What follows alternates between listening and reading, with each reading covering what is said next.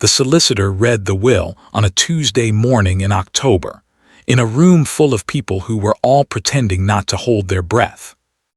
He read it in the correct order: the preamble, the declarations, the charitable bequests, the properties listed one by one with the careful precision of a man who understood that clarity now prevented conflict later. He read the land in Devonshire, and the townhouse in Mayfair, and the considerable investment portfolio that the third Duke of Ashmore had accumulated over 60 years of treating money with the seriousness that other men reserved for religion. He read it all in the measured, unhurried voice of a professional who has delivered good news and bad news in equal measure, and has learned not to telegraph which is coming. And then he reached the final clause. He paused, just briefly, the pause of a decent man steeling himself. Miss Vivienne Ashford, he read, niece of the deceased and sole surviving member of his direct family, shall inherit the entirety of the Ashmore estate, its properties, investments, and liquid assets, without condition or encumbrance, provided that, at the time of inheritance, she is respectably and legally married. The room stopped breathing.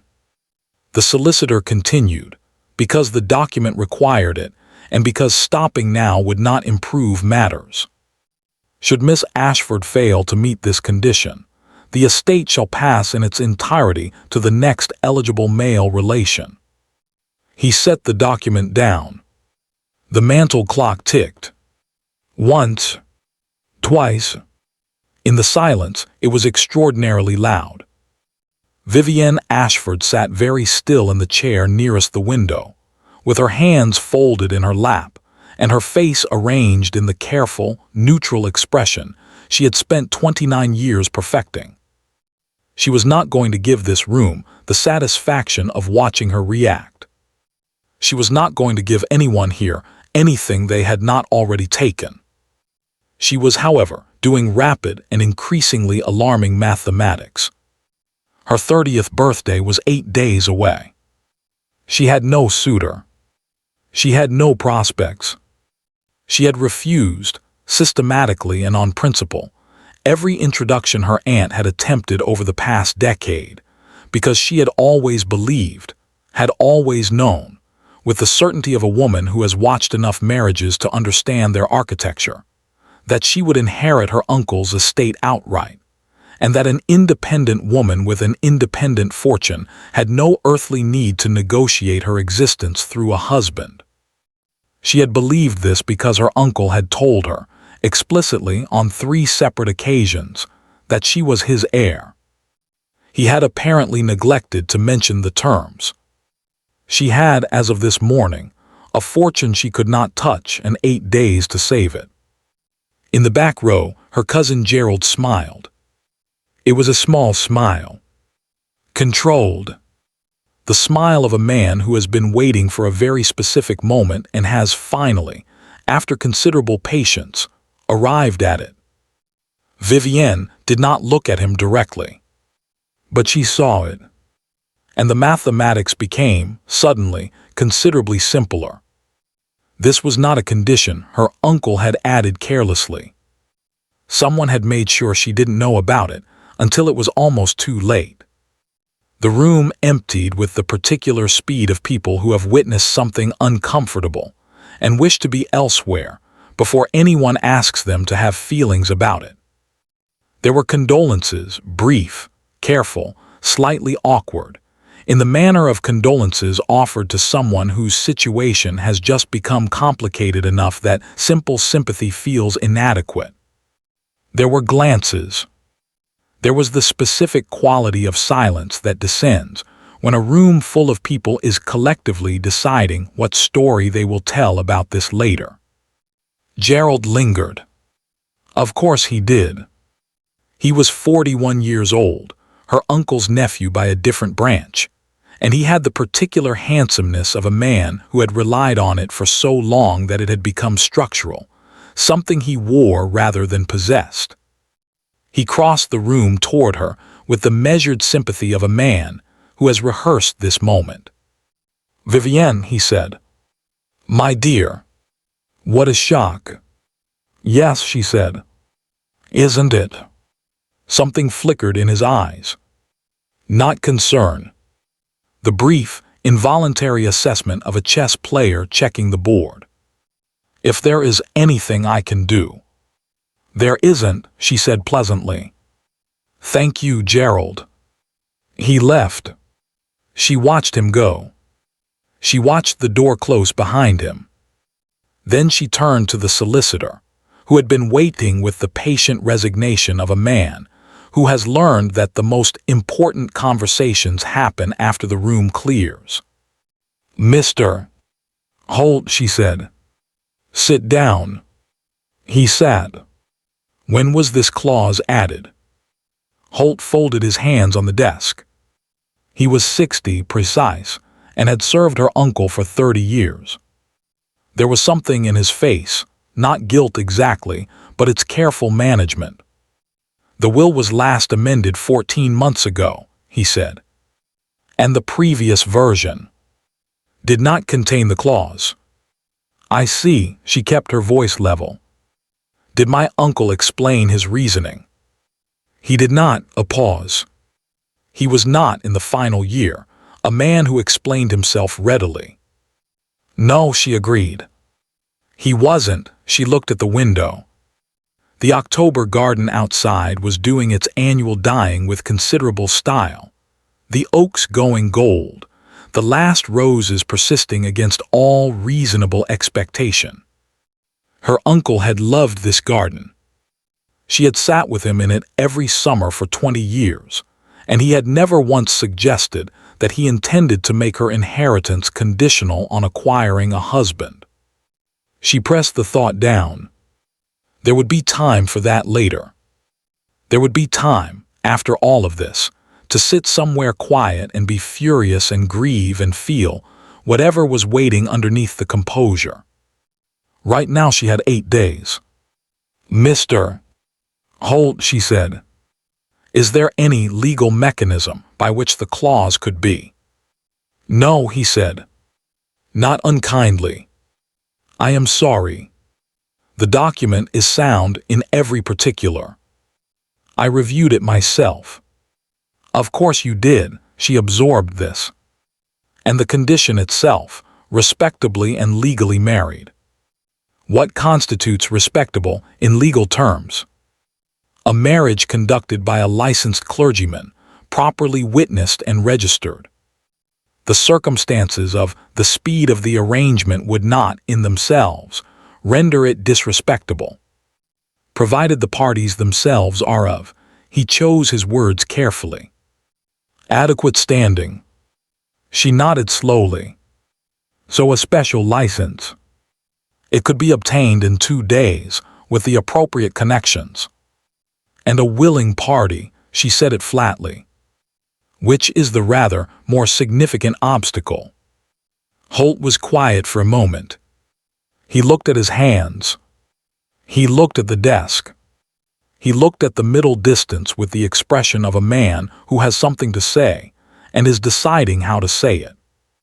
"Miss Ashford," he said at last, "there is a name I could offer. A suggestion. I want to be clear that it is only that, a suggestion, and one you are entirely free to dismiss." She looked at him. "Go on." "Edmund Cavendish," he said. "The Duke of Blackwell." The name landed in the room and sat there. Vivienne knew the name. Everyone knew the name, not for pleasant reasons. 3 years ago, Edmund Cavendish had been the subject of a scandal that had moved through society with the speed and comprehensive damage of a well-aimed stone through a greenhouse.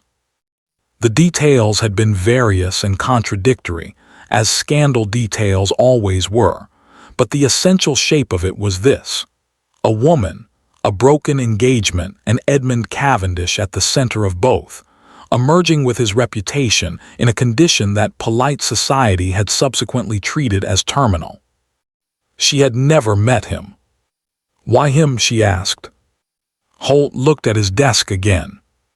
Because he also requires something. And because he stopped. Started again.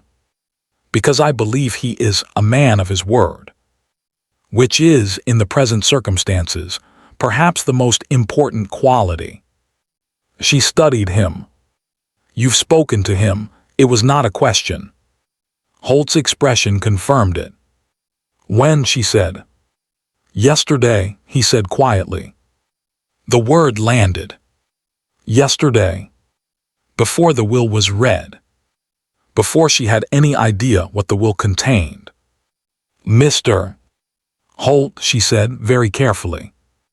How did the Duke of Blackwell know about the clause in my uncle's will before I did? Holt met her eyes. In his was the specific look of a man who has kept a secret for 14 months and has just, with some relief, reached the end of it. That, he said, is something I think he should explain himself. Delia was waiting in the carriage. She was Vivienne's oldest friend, 31, sharp-minded, married to a cheerful baronet who adored her and stayed largely out of her way, which she considered an ideal domestic arrangement. She had insisted on accompanying Vivienne to the reading, and had been persuaded, with some difficulty, to wait outside on the grounds that Vivienne needed to be able to control her own face, and could not do that if Delia was in the room making expressions. She took one look at Vivienne climbing into the carriage and said, "How bad?" "I have 8 days to get married or lose everything," Vivienne said. Delia stared at her. "I'm sorry," she said. "I thought you said." 8 days, Vivienne said. To find a husband, obtain a special license, and conduct a legal marriage ceremony, or the entire estate passes to Gerald. A silence. "Gerald," Delia said, with the particular inflection of a woman who has met Gerald and formed a comprehensive opinion. "Gerald." "Absolutely not," Delia said, with the decisive finality of someone resolving a matter of principle. "Right. Who is there?" "There must be someone." "What about?" She began running through names with the focused efficiency of a woman conducting a military assessment. She dismissed 4 candidates in 30 seconds on grounds of character, availability, and one unfortunate incident at a card party 3 years ago that she considered disqualifying. "Edmund Cavendish," Vivienne said. Delia stopped. "The Duke of Blackwell," Vivienne said. "I heard you," Delia said. "I was just—" She looked at Vivienne with an expression that contained, in equal parts, alarm and the involuntary interest of a woman who reads a great deal and recognizes a compelling narrative when it presents itself. He knew about the clause already. Didn't he? Apparently. And you're going to go and ask him. I'm going to go and find out what he knows, Vivienne said. And then I'm going to decide. Delia looked at her for a moment. You're not frightened, she observed. I'm furious, Vivienne said. It feels similar from the outside. Delia nodded slowly. Then she leaned forward and rapped on the carriage roof. Blackwell House, she called to the driver.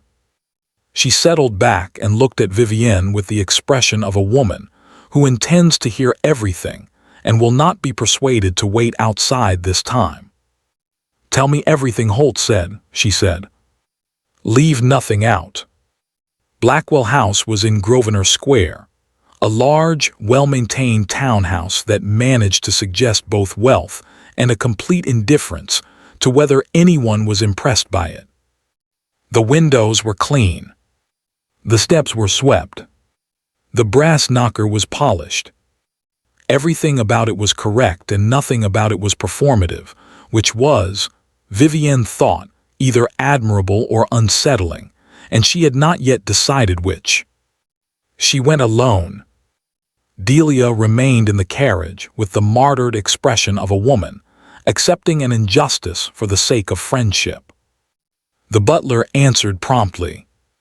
He was elderly, impassive, and showed no reaction whatsoever to a woman arriving unannounced at his employer's door, which suggested either exceptional training or that unannounced women were not, in this household, an unusual occurrence. She chose to believe the former. "Miss Vivienne Ashford," she said. "To see the Duke of Blackwell." "Yes, Miss Ashford," the butler said. "His Grace is expecting you." He stepped back to admit her. She followed him through a hallway that was lined with books rather than portraits, an immediate and startling departure from every ducal residence she had ever visited, all of which seemed to operate on the assumption that ancestral faces were the correct form of interior decoration. These were simply books.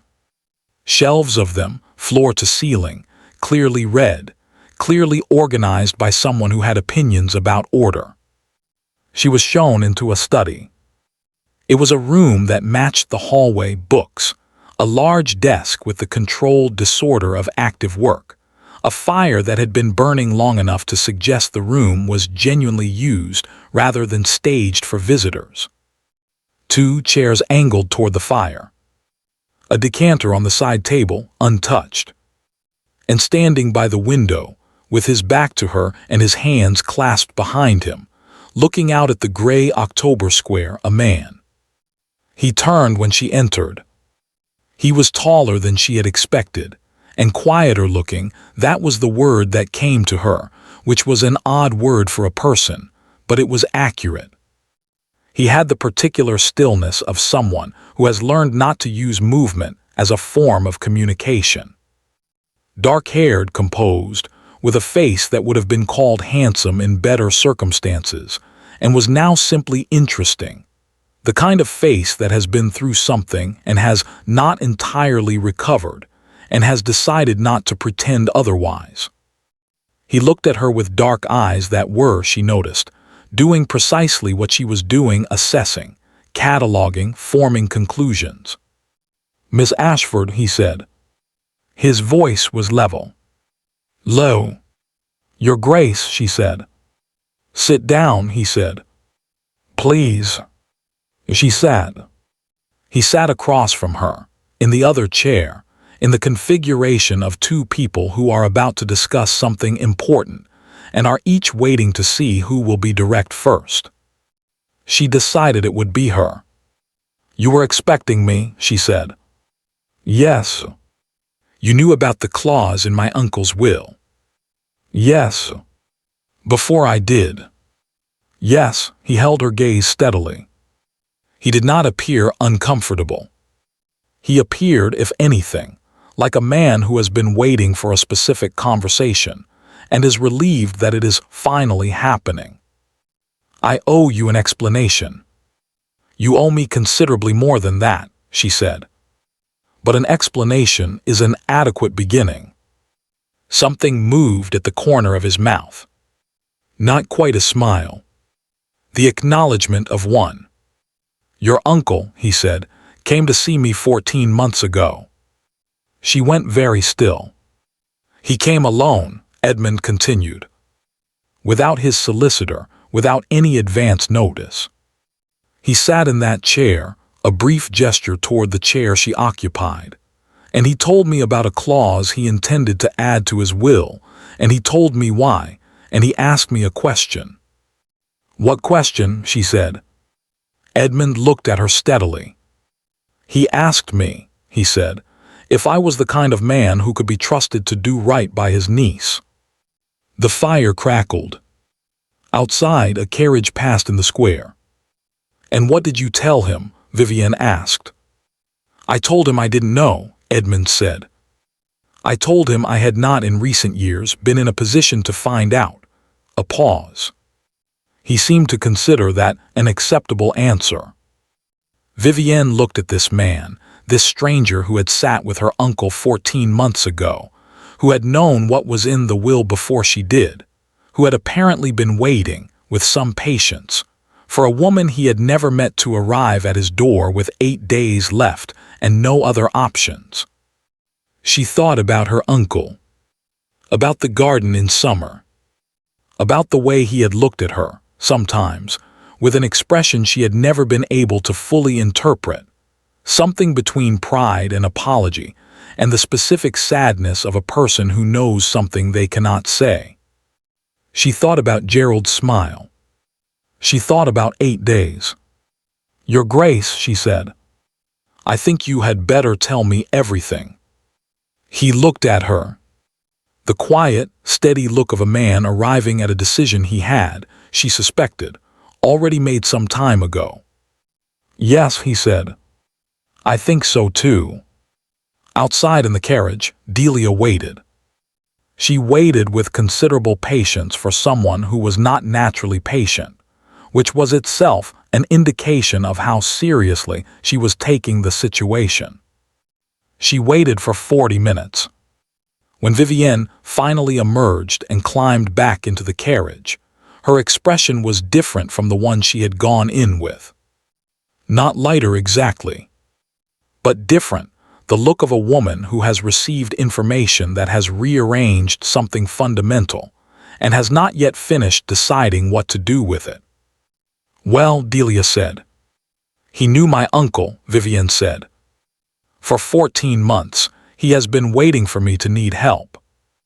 And I don't know yet whether that is the most alarming thing I have ever heard," Vivienne said slowly, "or the kindest." Delia looked at her for a long moment. "Those two things," she said, "are not mutually exclusive." Vivienne looked out the window at Blackwell House, at the clean steps, the polished knocker, the windows that gave nothing away. "No," she said quietly. "They are not. 7 days left." Vivienne did not sleep well. This was not in itself unusual. She had never been a reliable sleeper.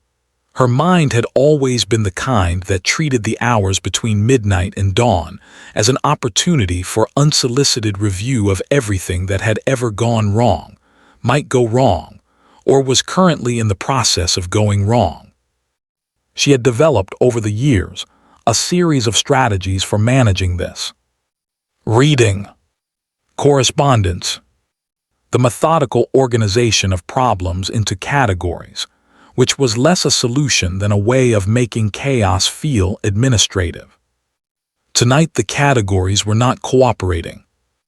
She lay in the dark of her uncle's Mayfair townhouse. Her townhouse, technically, for another 7 days, conditional on a set of circumstances that would have seemed farcical if they had not been so immediately and comprehensively threatening, and looked at the ceiling and thought about Edmund Cavendish. He had talked for an hour. Not continuously. It was not the speech of a man who had rehearsed, which she found, on reflection, more credible than if it had been. It was the careful, considered account of someone choosing what to reveal and in what order, with the precision of a man who understands that information, poorly sequenced, can mislead even without lying. He had known her uncle. Not well and not for long. They had met through a mutual acquaintance 3 years ago, before the scandal, when Edmund had still been the kind of man who attended things and was invited to them. Her uncle had liked him, had kept in contact after the scandal, quietly, in the way of a man who forms his own opinions and does not adjust them based on what rooms are saying. 14 months ago, her uncle had come to see him. "He told me about the clause," Edmund had said, in the chair across from her with the fire between them. "He told me he intended to add it, and he told me why, and he asked whether I would be willing, if the situation arose, to assist." "Assist," she had repeated. His word. He was precise about it, a pause. "He said he would not ask me to do anything I considered dishonorable. He said the arrangement, if it came to it, would be temporary, with terms agreed in advance, and that his niece would be," he had stopped. Chosen his next words with visible care. He said his niece was not a woman who would need managing. He said she would understand the situation clearly and make her own decision without requiring it to be dressed up as something it wasn't. She had been quiet for a moment. It was, she had thought, exactly the kind of thing her uncle would say. Precise, practical, and underneath the practicality, something that was very nearly a compliment. "And you agreed," she had said. "I agreed to be available," Edmund said. "If the situation arose. If you chose to come. And if I hadn't come." He had looked at the fire. "Then you had found another solution, and that was better for everyone." She had looked at him, this quiet, still man with the scandal attached to his name like a label no one had bothered to remove, and she had said, "What do you get from this?" He had looked back at her. "My reputation is not what it was." A marriage, a respectable one, publicly conducted, to a woman of established standing, would go some distance toward restoring it. And the scandal itself, a silence, would not be undone, but might become less defining. "Tell me about it," she had said. The scandal. And he had. Or rather, he had told her the shape of it. The outline. The essential facts without the center, which she had noticed and filed away. Because a man who tells you almost everything is telling you something about the part he is leaving out. She lay in the dark and thought about all of this. 7 days. She had 7 days and one option, and an uncle who had apparently orchestrated the entire situation from beyond the grave, with the quiet strategic satisfaction of a man who had always been considerably cleverer than he let on. "I know, Uncle," she said to the ceiling, in the tone she generally reserved for conversations with people who were not present to respond. "I know you thought you were helping." The ceiling offered nothing. She got up, lit the lamp, and began to write. She arrived at Blackwell House at 10 o'clock the following morning. This time she brought Delia, because Delia had pointed out, with the reasonableness that characterized her at her most immovable, that a woman negotiating a marriage contract without a witness was a woman negotiating alone, and that Vivienne had spent enough of her life alone without adding this particular occasion to the list. Vivienne had conceded the point. The butler admitted them both without visible surprise. Edmund was in the study, the same room, the same fire, the same 2 chairs, though this time there was a 3rd chair added with the quiet practicality of a household that had been notified of an additional guest and had acted accordingly. Edmund rose when they entered. He looked in the morning light much as he had looked the previous afternoon, contained, composed, with that quality of stillness that she was beginning to understand was not coldness, but something more like discipline. A man who has decided, at some point, that the gap between what he feels and what he shows must be carefully maintained, and has been maintaining it for long enough that it has become automatic. He looked at Delia with an expression of neutral courtesy. Delia looked at him with the comprehensive assessment of a woman who makes up her mind quickly and does not generally revise. "Lady Fenwick," he said. "Your Grace," Delia said, with perfect politeness and the specific quality of attention that meant she was cataloging everything. They sat. Mrs. Weston, the housekeeper, gray-haired and efficient, brought coffee, and then withdrew, and the door closed, and the 3 of them sat in the firelit study with the business of the morning between them. "I've thought about it," Vivienne said without preamble. "I assumed you had," Edmund said. "I have questions before I agree to anything." "Of course. And terms. If we proceed, I will need specific terms in writing, agreed before anything else happens." Something in Edmund's expression shifted, not surprise, but perhaps the confirmation of a prediction. "So will I," he said. She looked at him. "You have conditions." I have one, he said. You may find it either reasonable or offensive, depending on your perspective. I would rather say it now than discover later that it was a problem. Say it. He looked at her steadily. I will not be party to a deception that harms anyone who doesn't deserve to be harmed. If we do this, we do it honestly, not publicly, not in ways that require announcing our private arrangements to society. But between ourselves, between our solicitors, with anyone who has a legitimate need to know. No pretense of sentiment that doesn't exist. No performance designed to mislead. She looked at him for a long moment.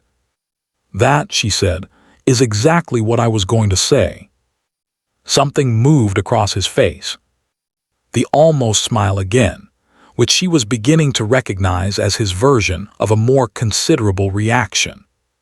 Then we agree on the first principle, he said. What are your terms? She had written them out the previous night, in the clear, organized hand of a woman who has learned that clarity now prevents misery later.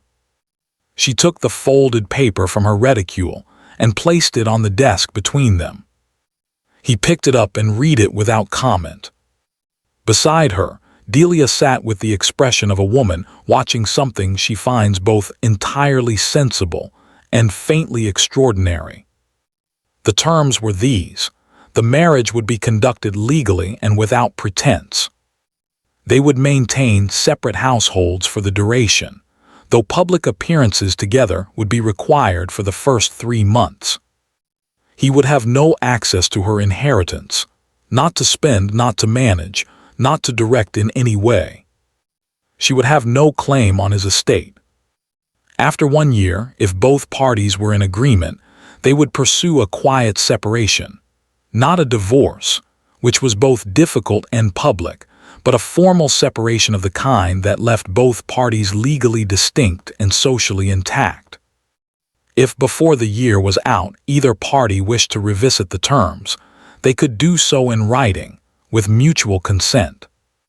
He read it twice. The separate households, he said.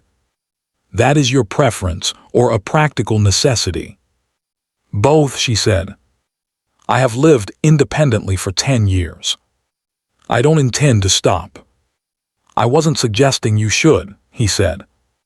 I was asking because if the arrangement is to appear credible to society for the necessary period, some visible degree of, he paused. Domestic proximity may be required. Dinner twice a week, she said. Alternating houses.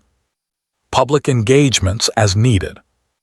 Nothing that requires us to pretend to be something we are not in private.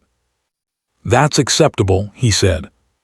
The inheritance clause, she said. Non-negotiable. I wasn't going to negotiate it, he said. It is your inheritance. I have my own estate. I don't require yours. She studied him. He said it simply, without emphasis, in the tone of someone stating a fact rather than making a virtue of themselves. She found, somewhat to her surprise, that she believed him. Your condition, she said. Honesty between us. No performance. Yes. That cuts both ways, she said. I know. Then I want to revisit something you told me yesterday, she said. The scandal. You told me the shape of it. You left out the center. A silence. The fire crackled. I did, he said. If we are proceeding on terms of honesty, she said, I would like the center. He looked at her. Then he looked at Delia. Lady Fenwick. Stays, Vivienne said. She is my witness. Everything said in this room is said to both of us. Edmund was quiet for a moment. He looked at his hands. He looked at the fire. He had the expression of a man who has kept something for a long time and has had sufficient time to decide whether releasing it constitutes relief or loss, and has not entirely reached a conclusion. 3 years ago, he said, I was engaged to be married. He said it to the fire, not to them. His voice was level. Her name was Miss Arabella Foss. The engagement was not romantic on either side. Mutually convenient. She needed a title. I needed a pause. I was not thinking clearly about what I needed. The engagement suited my family, and I had not yet learned to weight my own judgment above theirs in such matters. What happened? Vivienne asked. Gerald Ashford happened, Edmund said. The room went very still. Vivienne felt something cold move through her. She kept her face neutral through long practice. Gerald, she said carefully, is my cousin. I know, Edmund said. He looked at her then. I know. I want you to understand that I am not telling you this to affect your opinion of your family. I am telling you because you asked for honesty, and this is the honest account. Go on, she said. Edmund looked back at the fire. Gerald knew Arabella, he said. I discovered, 2 months into the engagement, that he knew her considerably better than I had been aware. He had been attentive to her before the engagement in ways that she had not entirely discouraged. When the engagement was announced, he was unhappy. He wanted her himself, Delia said. It was the first thing she had said since they sat down. Whether he wanted her or simply could not tolerate losing, Edmund said, I cannot say with certainty. What I can say is what he did. He told Arabella something about me. I don't know precisely what, she would never repeat it. But it was sufficient to convince her that the engagement should be ended, and ended publicly, and in a manner that ensured the fault was seen to be mine. What did society believe? Vivienne asked. That I had behaved dishonorably toward her, Edmund said. The specific allegations were various, and none of them were ever stated directly, because allegations stated directly can be refuted. Insinuations cannot. His voice was perfectly level. The levelness of long practice. Arabella ended the engagement at a public gathering. She was distressed. I did not defend myself in the moment because he stopped. Because, Vivienne said. Because she was genuinely distressed, he said. Whatever Gerald had told her, she believed it. And I was not willing, in that moment, to make her situation worse by creating a scene. And afterward, Vivienne said. Why didn't you defend yourself afterward? A pause. The longest one yet. Because, he said, by the time I understood the full shape of what Gerald had done, he had made it clear that if I spoke, if I named him, if I attempted to correct the account, there would be consequences for someone who had nothing to do with any of it. Who? Vivienne said. He looked at her. That, he said quietly, is the part I am not yet ready to tell you. She looked at him. He looked back at her. It was a direct, steady exchange. Not evasion, not deflection, but a clear and honest statement of a limit, offered as such. Not yet, she repeated. Not yet, he said. I will tell you. When I am certain, when I am sure of several things that I am not yet sure of. I am asking you to trust that the reason is a good one. It was, she thought, either a reasonable request or the kind of request that preceded a very unpleasant revelation. She was becoming aware that with Edmund Cavendish, these two categories might not be mutually exclusive. All right, she said. Not yet. He looked at her with something that might, in better lighting, have been gratitude. In the meantime, she said, we have practical matters. She straightened in her chair. A special license will take 2 days to obtain. That leaves 5 days before my birthday. We will need a clergyman, 2 witnesses. She glanced at Delia, who nodded once firmly, and a sufficient public appearance beforehand to make the marriage legible to society. I can manage the license, Edmund said. And the clergyman. I know a man, trustworthy, discreet, not inclined to find the circumstances remarkable. The public appearance, Vivian said. Lady Harcastle's dinner is on Thursday. It is the most attended event of the week, and everyone who matters will be there. I am not, Edmund said, with a brevity that communicated considerable history, generally invited to events that everyone who matters attends. You will be to this one, Vivian said.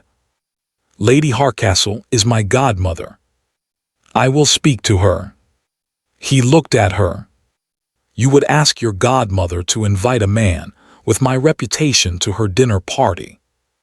I would ask my godmother, Vivian said, to invite my future husband to her dinner party. The framing changes things considerably. The almost smile arrived again. This time it stayed slightly longer. It does, he agreed. Then we are in agreement, she said. She looked at the terms on the desk between them. I'll have Mr. Holt draw up the formal document this afternoon. You should have your own solicitor review it. I will. She stood. He stood. Delia stood with the contained energy of a woman who has a great deal to say and is marshalling it for the carriage. Vivienne extended her hand across the desk. Edmund looked at it for a moment. Then he took it briefly, formally, the handshake of two people concluding a business arrangement with the particular seriousness of matters that are also, underneath, something else entirely. Miss Ashford, he said. Your Grace, she said. She turned to go. She was at the door when he said, Miss Ashford. She turned. He was still standing by the desk, with his hands at his sides and the firelight behind him, and that expression she was beginning to catalogue, the one that said more than the words that accompanied it. Your uncle, he said. When he came to see me 14 months ago, at the end of the conversation, when everything had been said, he told me one more thing. She waited.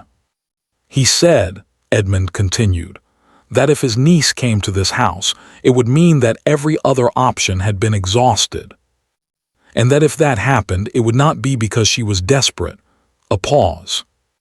It would be because she had decided on her own terms that this was the best available course. And that a woman who makes decisions on her own terms is, he stopped. He said you were worth being honest with. He said most people weren't, in his experience, but you were. The room was very quiet.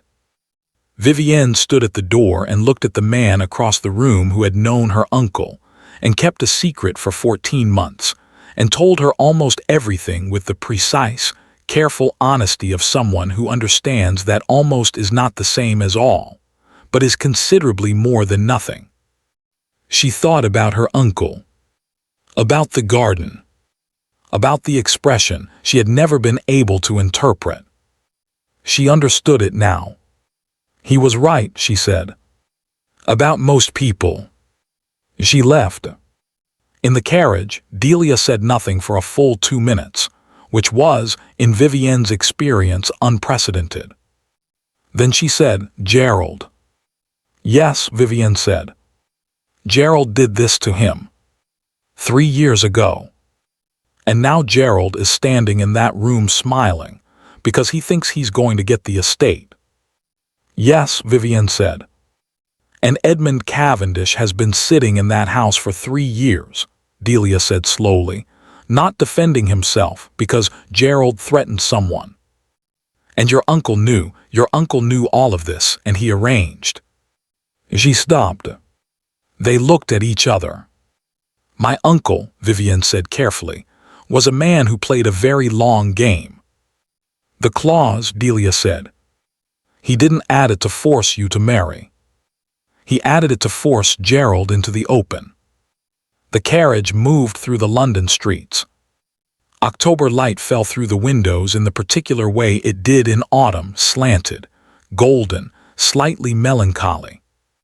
"If that's true," Vivienne said, "then there is something Gerald knows or has done that my uncle expected him to reveal if he was sufficiently threatened. And the marriage threatens him. The marriage removes his claim to the estate," Vivienne said. "If he wants to stop it, he has to act. And if he acts—" "He shows his hand," Delia finished. They sat with this for a moment. "6 days," Delia said. 6 days, Vivienne agreed. She looked out the window. "Gerald is going to do something," she said. "Before Thursday. Before the dinner. He will not simply wait." "No," Delia agreed. "He won't." "Then we need to be ready," Vivienne said. "And I need to warn Edmund." And she added, more quietly, "I need to find out who Edmund has been protecting for 3 years. Because whatever Gerald threatened him with then, he will use again now. And this time, I intend to be prepared for it." That evening, a note arrived at Blackwell House. It was brief, written in a clear and unhurried hand. "Gerald will move before Thursday. I don't know how. I thought you should know that I intend to be ready, and that ready in my case includes knowing everything. When you are certain, I am waiting. V.A." Edmund read it twice. Then he sat at his desk for a long time with the note in his hand and the fire burning low, and the particular expression of a man who has been alone with a secret for 3 years, and has just been offered, for the first time, the possibility of not being. He picked up his pen. He wrote 4 words. He sent it. The note that arrived at Vivienne's house an hour later read, "I know. Tell me when." 6 days left. Gerald came on Wednesday. Vivienne had expected him. Not on Wednesday specifically. She had not known the day, but she had known the visit was coming with the particular certainty of someone who has grown up watching a person and has learned over decades to read the grammar of their behavior. Gerald moved toward opportunity the way water moved toward low ground, inevitably, and by the path of least resistance, and with the absolute confidence of something that has never been successfully stopped. He arrived at 11 o'clock, unannounced, with the ease of a man who has always walked into this house as though it were already his.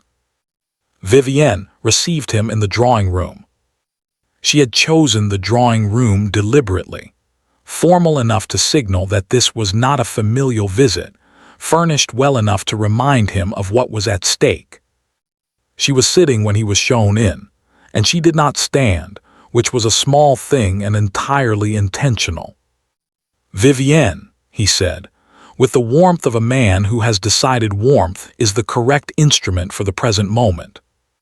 He kissed her cheek. He smelled of expensive cologne, and the particular self-satisfaction of a man who believes the morning is going well. "Gerald," she said. "Sit down." He sat in the chair across from her. "I've been worried about you," he said. "Since the reading.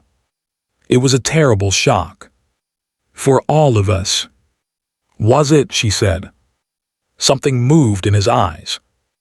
A brief recalibration. "Of course. None of us expected." "Gerald," she said pleasantly. "You knew about the clause." A silence. He stopped. Started again on a different note. "I had heard certain things. Through the solicitor's office. You know how these things." "You knew," she said. "Before the reading. That is why you smiled." He looked at her. The warmth had not left his face, but something underneath it had shifted. A subtle reordering. The way a room looks different when the furniture has been moved an inch, and you cannot immediately identify what has changed. "I want to help you," he said. His voice had dropped to the register of sincerity. "That is why I am here. I know what you are considering." Cavendish. He said the name the way one sets down something one wishes to appear not to be handling carefully. "I have heard various things," Vivienne said. "Then you know his reputation." "I know what society says about his reputation," she said. "Which is not, in my experience, the same thing." Gerald leaned forward. His expression had acquired the specific quality of a man about to offer something he has been holding in reserve. "I know what happened," he said. 3 years ago. The Foss girl. I was there, Vivienne. I saw it." She kept her face neutral. "Tell me." He told her. It was, she had to acknowledge, a well-constructed account. It had the texture of a true story, specific details, appropriate hesitations, the occasional reluctant admission that made the whole more credible. Edmund Cavendish had behaved dishonorably toward Arabella Foss. He had made promises he had not kept. He had, when confronted, responded in a manner that had caused Arabella genuine distress. Gerald had been present. Gerald had tried to help. Gerald had, in fact, been the one to support Arabella through the aftermath, and he had never spoken of it because he was not the kind of man who made capital from others' suffering. He said all of this with the fluency of something rehearsed enough to no longer sound rehearsed. Vivienne listened. She listened the way she had listened to her uncle's lawyers for 20 years, with the full surface of her attention, and underneath it, the quieter work of noting what was not said. The gaps. The places where a story folds over itself. "Gerald," she said when he had finished, "where were you in October of 1849? He blinked. "I what?" "October 1849, she said. "Specifically the second week." "Where were you?" He looked at her with the particular blankness of a man whose mental ledger has just been unexpectedly audited. "I don't see what." "Humor me," she said. "I was in the country," he said. "At Ashenmore. Your uncle had invited a party for the shooting." "Yes," she said. "He had. I was there. I remember it very well." She looked at him steadily. "I remember that you were there for the first 3 days and then left early. Do you remember why?" A pause. "I had business in London." "What business?" "I don't recall the specifics." "The engagement announcement," Vivienne said, "between Edmund Cavendish and Arabella Foss was published in the second week of October 1849. The morning after you left Ashenmore early for business, you cannot now recall." The drawing room was very quiet. Gerald looked at her. The warmth was still on his face. It was, she now observed, entirely architectural, a structure built so long ago that it had become self-maintaining, continuing to stand even when nothing inside it remained. "I'm trying to protect you," he said. His voice was still measured, still kind. "From a man who will use you, Vivienne. Who will see your situation and take advantage of it. I have seen what he does to women who trust him." "Have you?" she said. "Arabella." "Where is Arabella Foss now?" Vivienne asked. A fractional hesitation. "I believe she is in. She moved, I think." "To the north." "Do you know her direction?" "I know. We lost touch. After the—" "You lost touch," Vivienne said, "with the woman you supported through a considerable personal crisis. These things happen." "Yes," she said. "They do." She looked at him. At this man she had known her entire life, at Christmas tables and summer parties, and the particular occasions that families accumulate over decades, all the ordinary proximity that can exist between two people who have never, not once, actually known each other.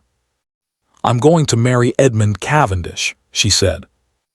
"I am telling you this as a courtesy, because you are my family. The arrangements are already in progress." Gerald was very still. "Vivienne." "Gerald," her voice was not unkind. It was simply final. "Whatever you came here to do this morning, you should know that it hasn't worked. And whatever you are planning to do next," she held his gaze, "I would encourage you to reconsider." He looked at her for a long moment. Then he stood, adjusted his coat, and produced a smile that was his finest work, warm, regretful, the smile of a man doing his best in difficult circumstances. "I hope," he said, "that you won't regret this." "Thank you for coming, Gerald," she said. He left. She sat in the drawing room for a few minutes after the door closed, with her hands folded in her lap, and the particular feeling of a woman who has successfully done a thing she found distasteful and knows she will have to do it again, in a harder form, before long. Then she called for her coat. She was going to Blackwell House. Edmund opened the door himself. This surprised her. She had expected the impassive butler. Edmund stood in the doorway in his shirt sleeves, without a coat, holding a book with his finger marking the page, and he looked at her with the expression of a man who has just been interrupted and does not mind. "Miss Ashford," he said. "Gerald came this morning," she said. "May I come in?" He stepped back immediately. She came in. He led her to the study, their study now, she thought, in the sense that it was the room where things were discussed and decided, which gave it a kind of functional ownership. The fire was lit. The chairs were occupied by a quantity of books that he moved without ceremony, stacking them on the desk with the automatic efficiency of a man who has never organized his library by whether someone might sit in it. She sat. He sat. She told him about Gerald's visit, all of it precisely, in the order it had happened. He listened without interrupting. This was, she had already established, characteristic of him. He was not a man who spoke into the spaces in other people's sentences. When she finished, he was quiet for a moment. "October 1849, he said. "You notice the discrepancy, too." "It is the week he came to see Arabella," Edmund said. "Before the engagement was announced. I didn't know it at the time, I learned it afterward." "What did he say to her?" Edmund looked at the fire. "I don't know precisely. She would not tell me. She was, by the time I understood what had happened, she was frightened, and she wanted to be away from London, and I thought the most useful thing I could do was help her go." "You've been supporting her," Vivienne said. "Financially." "Since it happened." A pause. "Yes." "And Gerald knows this." "Yes." "And he threatened to tell her family where she was," Edmund said. "Her family did not. They were not kind people, Miss Ashford. She left London to get away from Gerald, and she was also, in some measure, getting away from them. If they had found her direction, if Gerald had provided it," he stopped. "She would have lost the one thing she had managed to build for herself." The room was very quiet. Vivienne looked at this man, who had spent 3 years absorbing a ruined reputation, rather than redirect danger, toward a woman who had already been frightened enough. She looked at him carefully, in the way she looked at things she needed to fully understand. "Edmund," she said. It was the first time she had used his given name. She noticed it. She thought he noticed it too, though he gave no indication. "Yes," he said. "Gerald will use her again," she said. "When he realizes he cannot stop the marriage through me, he will use her. He will contact her family or threaten to, and he will do it quickly because he is running out of time. Edmund's jaw tightened. I know. Then we need to remove his leverage, she said. Before Thursday. How, he said. Short of her family, Vivian said. What is the nature of the threat precisely? That he would tell them her direction. And certain circumstances of her departure, Edmund said carefully. She left without their knowledge. In their telling of it, there are things that could be said that would damage her further. Are they true? Vivian said. No, he said. Without hesitation. Then they are slander, she said. And slander can be answered, she paused. Is she willing to answer it? She has spent 3 years building a life that does not require her to, Edmund said. I cannot ask her. I'm not asking you to ask her, Vivian said. I'm asking you to write to her. To tell her what is happening. To give her the choice. She looked at him steadily.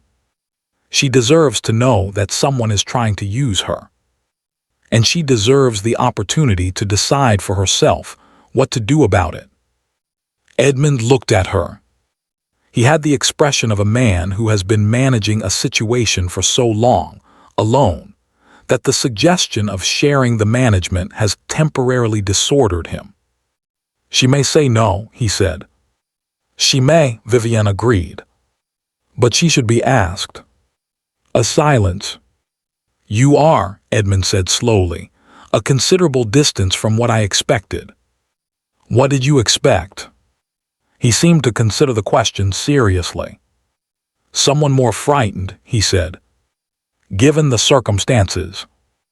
I told you, she said. Frightened and furious feel similar from the outside. She paused. On the inside they are entirely different. Which are you? He said. She looked at the fire. Both, she said honestly. In different proportions at different moments, she looked back at him. Right now, predominantly furious. Gerald has been waiting for this for years. He knew about the clause. He probably influenced the clause, or tried to. He spent 3 years neutralizing you so that, when this moment came, you would not be a credible option. Edmund was very still. He planned this, Edmund said. I think my uncle planned it first, Vivian said. And I think Gerald tried to plan around it. And I think she stopped. I think my uncle was cleverer than either of us has yet fully understood. What do you mean? She looked at him. The clause forces Gerald to act.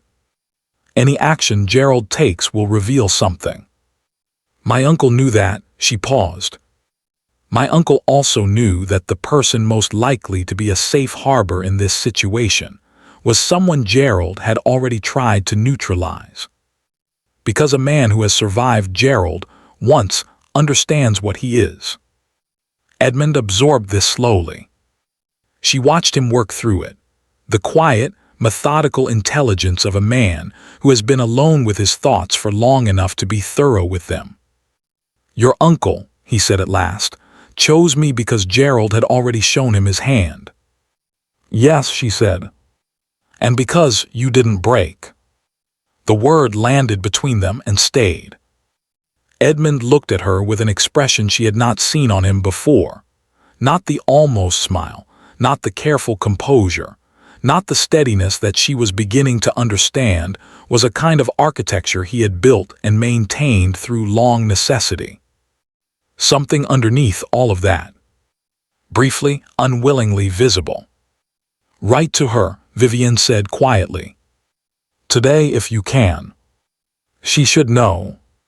Yes, he said. All right. The letter went to Shropshire that afternoon. While Edmund wrote it, Vivian sat at the other end of the desk and wrote her own correspondence to Lady Harcastle regarding Thursday's dinner and to Mr. Holt regarding certain aspects of her uncle's financial records that she wished to review, and to Delia, who had sent 3 notes since morning and deserved the courtesy of a response.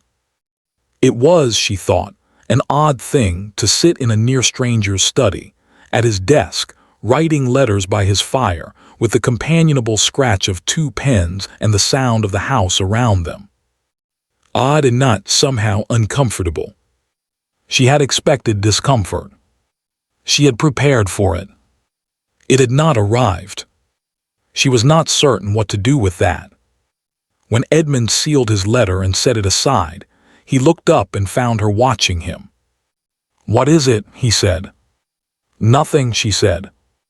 And then, because they had agreed on honesty, "I was thinking that this is strange." "Yes," he said. "And not," she said. He looked at her. "No," he agreed. "Not entirely."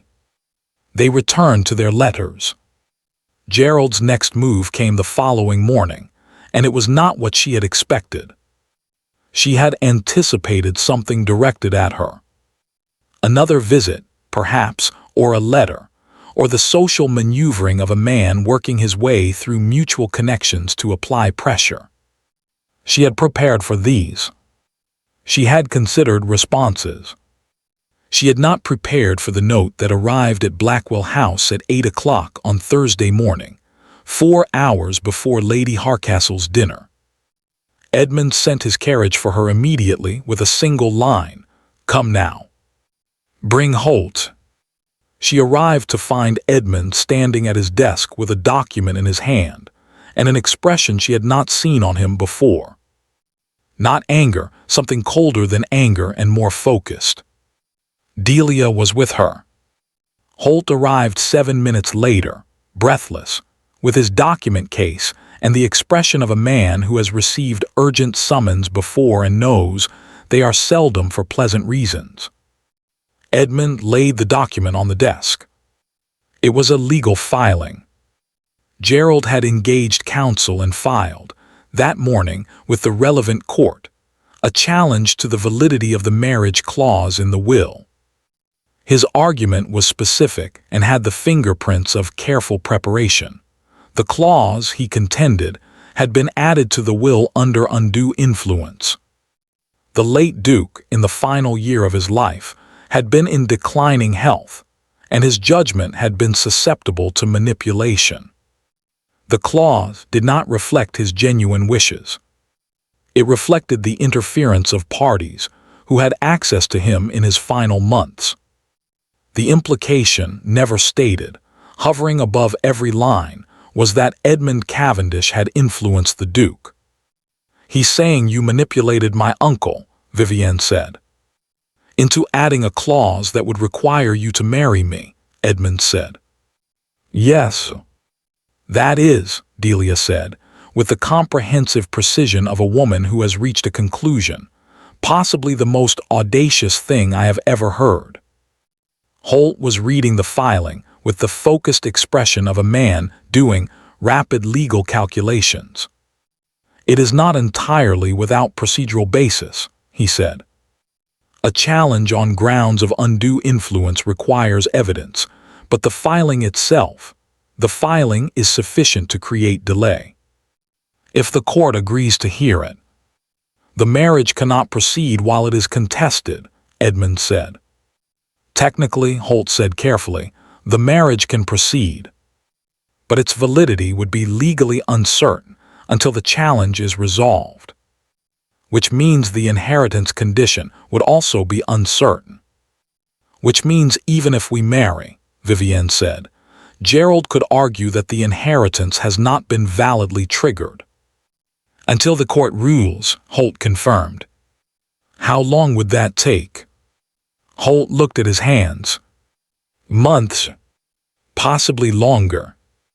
The room was quiet. Vivienne looked at the filing. She looked at Gerald's solicitor's name at the bottom, a firm she recognized, expensive, connected, the kind of firm that Gerald should not have been able to afford. "Where is Gerald getting the money for this?" she said. "He borrowed against the expectation of the inheritance," Holt said quietly. "He was so certain," Delia said. He had reason to be, Vivienne said. He had spent 3 years making certain that the most obvious alternative was not viable. She looked at Edmund. He thought you were neutralized. He thought that when the will was read and I had 8 days and no prospects, I would have no choice but to accept the loss. He did not account for your uncle having already spoken to me, Edmund said. No, Vivienne said. He didn't. She looked at the filing again. Something was forming, not yet complete, not yet speakable, but there, in the way that solutions sometimes arrive before they have finished assembling themselves. Mr. Holt, she said. My uncle visited Edmund 14 months ago. Yes, Holt said. You knew about that visit. A pause. Yes. Did you document it? Holt looked at her. A slow, considering look. The Duke asked me to be present, he said carefully. As a witness. And to retain a record of what was discussed. The room went very still. A record, Vivienne said. A detailed one, Holt said. At the Duke's specific instruction. He said he stopped. He said that if the clause was ever challenged, he wanted it to be very clearly documented that he had added it of his own volition, with full understanding of its implications, and in the presence of his solicitor. Another pause. He said he expected it to be challenged. He said he knew precisely by whom. Edmund sat down slowly. Vivienne looked at Holt. He knew, she said. He knew Gerald would do this. He planned for it, Holt said. The documentation is comprehensive. It includes his reasoning, his state of mind, his specific intention. It includes a statement, signed and witnessed, that no person other than himself influenced the amendment. He paused. It also includes a separate letter. Sealed. To be opened only if the clause was legally challenged. What is in it? Vivienne said. I don't know, Holt said. He did not tell me. He said the person who needed to know was Gerald. The silence that followed had a particular quality, the quality of a room in which several people are simultaneously understanding something that changes the shape of what came before. He set a trap, Delia said. Very quietly. Yes, Vivienne said. Gerald could have left it alone, Vivienne said. He could have accepted the marriage without challenging it. If he had, she stopped. Whatever is in that letter stays sealed. But he couldn't leave it alone, Edmund said. His voice was very quiet. Because that is not what Gerald does. No, Vivienne said. It isn't. She looked at Holt. Open the letter, she said. Holt reached into his document case. He had brought it, she realized. He had brought it this morning when Edmund summoned him because he had known. He had been waiting, as Edmund had been waiting, as her uncle had arranged for them all to be waiting. The envelope was cream-colored, sealed with her uncle's crest. Holt broke the seal with the careful deliberateness of a man, completing a long-held instruction. He read it. His expression, over the course of 30 seconds, moved through several things that he subsequently arranged into composure. He set it down on the desk. You should read it, he said. Both of you. Vivienne read it first. Then she passed it to Edmund without speaking. It was 2 pages. Her uncle's handwriting, familiar, formal, the handwriting of a man who took correspondence seriously.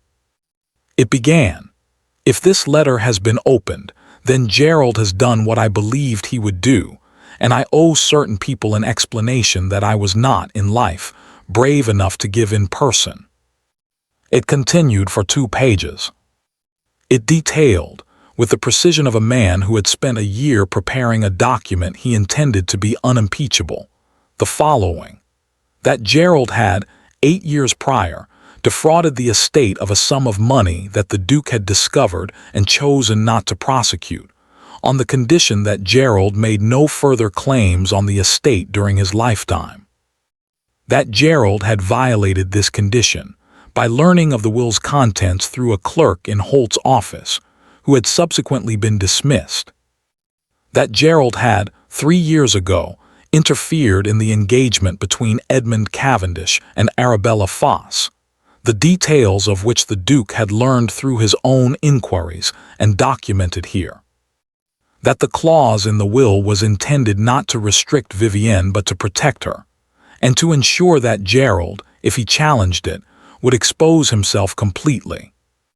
I was not able to do this while I lived, the letter concluded, because Gerald would have found a way to cause further damage to people who did not deserve it.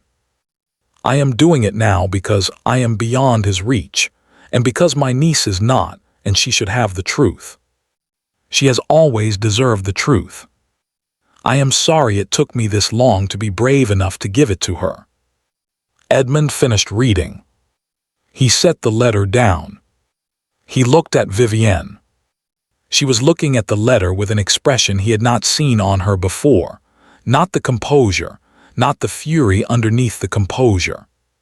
Something older and quieter than either. He knew, she said. All of it. For years. Yes, Edmund said. He could have told me. Yes, he said. He could have.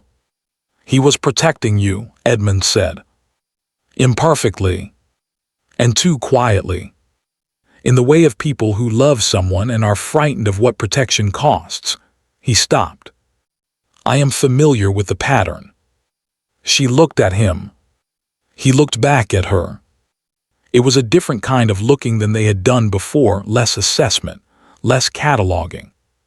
Something that did not require a name yet, but was there, clearly and without ambiguity, in the space between them. Gerald, she said at last. Yes, he said. Gerald. She straightened. Mr. Holt. What does this letter do to his filing? Holt, who had been sitting with the careful stillness of a man, allowing a private moment its necessary duration, looked up. It answers it comprehensively, he said.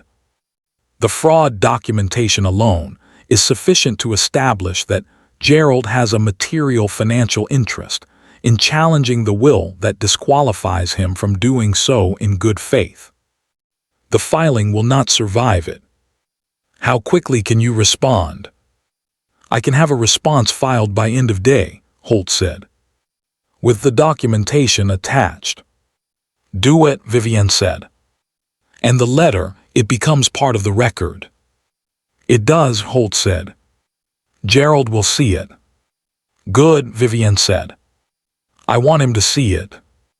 Holt collected his papers, stood and withdrew with the quiet efficiency of a man who understands when his work is the most useful thing he can offer.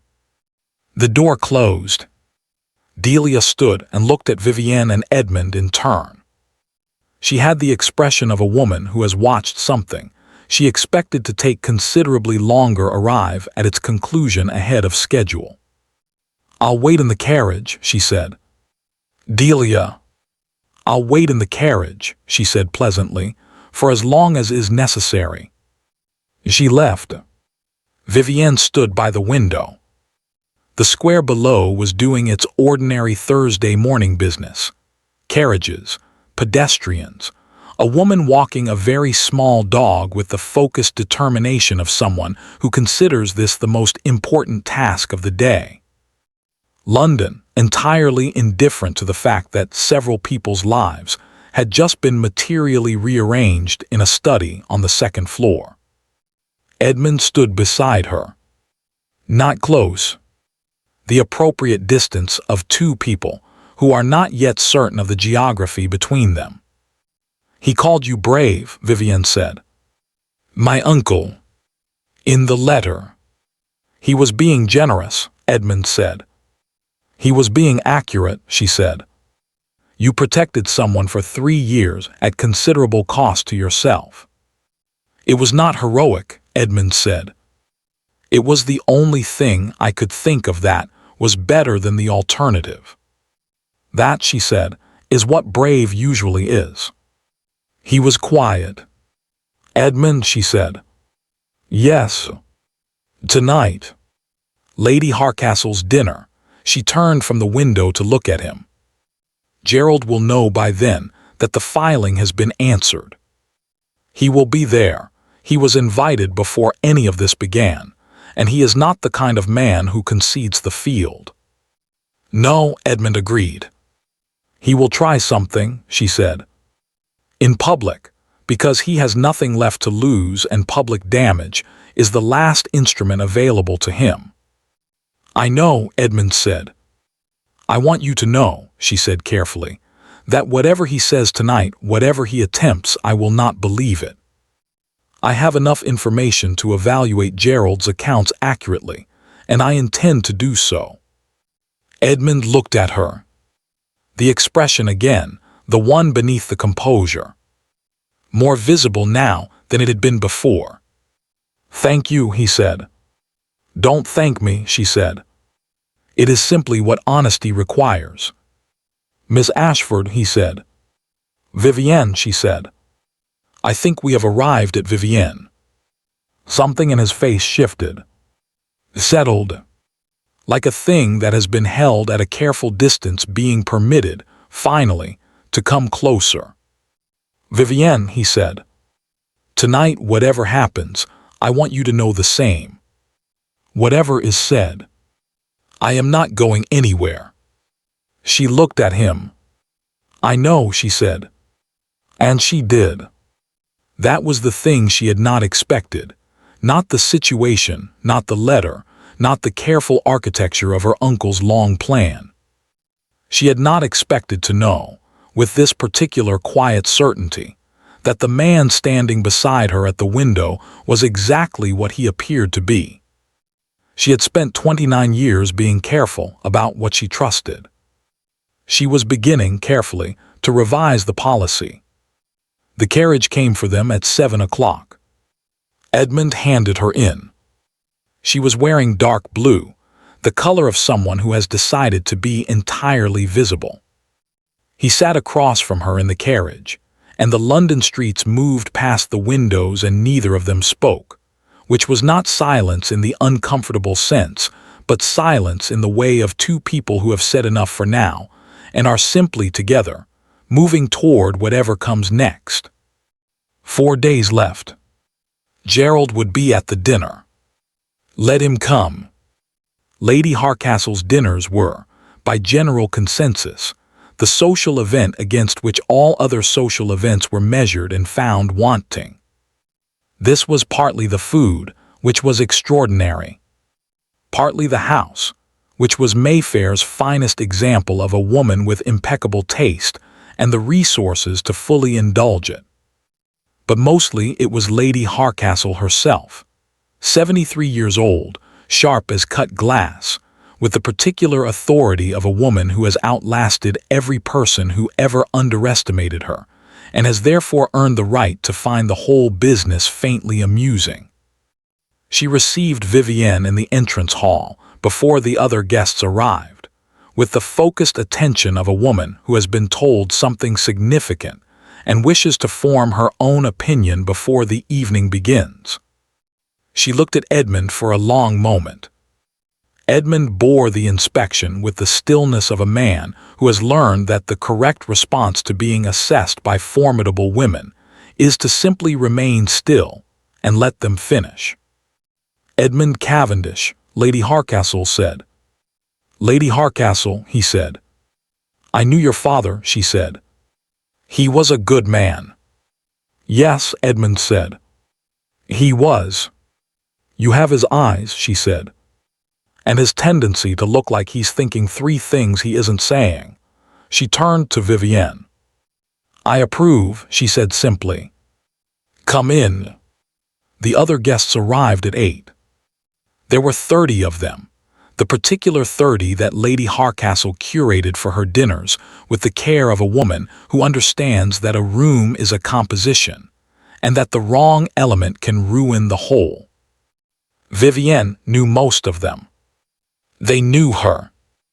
And they knew, because London society processed information with the speed and efficiency of a system that has had centuries to optimize, that something was happening. The looks began immediately. Not rude, these were people too practiced for rudeness, but the specific quality of attention that descends on a room when it senses that the evening is going to be more interesting than anticipated. Edmund moved through the room beside her with the composure of a man who has decided, somewhere between the carriage and the door, that he is done being diminished by other people's narratives. He was not performing ease. He simply was. Steady and present and entirely himself, which was, Vivienne was discovering, considerably more effective than any performance could have been. She watched people recalibrate. It was, in its way, fascinating. Gerald arrived at 8:30. He came in with the easy confidence of a man who does not yet know that the ground has shifted beneath him, or who knows and has decided that confidence is the correct response regardless. He was impeccably dressed. He smiled at the right people. He crossed the room toward the drinks with the unhurried movement of someone who owns the evening. He saw Vivienne and Edmund together. Something flickered across his face, brief, quickly managed. He changed course. "Vivienne," he said warmly, arriving at her side. "And Cavendish," the name again set down carefully. "I didn't know you were acquainted with Lady Hardcastle." "Lady Hardcastle is my godmother," Vivienne said pleasantly, "as she has been for 29 years. I believe you knew that, Gerald." A fractional pause. "Of course. Of course. I only meant," he looked at Edmund with the smile of a man offering something that is not a smile. "Quite a public reappearance, Cavendish. Society will have opinions." "Society generally does," Edmund said. "I find I've become comfortable with that." Gerald looked at him. Something moved behind his eyes, the rapid, invisible calculation of a man assessing a changed situation. "I heard," Gerald said, still pleasantly, "that my solicitors received some correspondence this afternoon." "Did they?" Vivienne said. "Rather comprehensive correspondence," Gerald said. Regarding certain historical matters, his voice had not changed. His face had not changed. Everything about Gerald was surface, all the way down. "I wonder where such documentation could have come from." "From my uncle's solicitor," Vivienne said, "who was acting on my uncle's explicit instruction." She looked at him steadily. "He planned ahead, Gerald. He was always better at that than you gave him credit for." Gerald was quiet for a moment. "These are serious allegations," he said. "The fraud claim. It will be contested." "I'm certain it will," Vivienne said. "You are welcome to contest it. I understand the documentation is quite thorough." "Documentation can be questioned," Gerald said. "Witnesses can be discredited." His eyes moved to Edmund. "Especially witnesses with a vested interest in the outcome." "Gerald," Vivienne said quietly, "whatever you are about to do, I would like you to think carefully about whether you are certain you want to do it. It was not a threat." She did not make threats. It was simply the truth, stated with the patience of a woman who has given fair warning and is prepared for it not to be heeded. Gerald looked at her. He looked at Edmund. He looked around the room, at the 30 people who were not quite listening with the practiced skill of English society, at Lady Hardcastle across the room who was watching with the specific attention of a woman who sees everything and forgets nothing. He made his decision. She had known he would. People like Gerald always made this decision, because the alternative, retreat, acceptance, the acknowledgement that they had lost, was constitutionally unavailable to them. He raised his voice. Not dramatically. Just enough.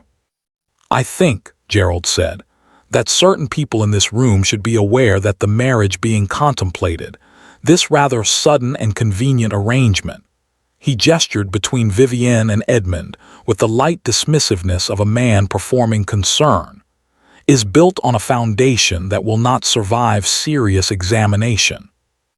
The room did not stop, but it slowed. The particular slowing of 30 people simultaneously deciding to listen, while appearing not to.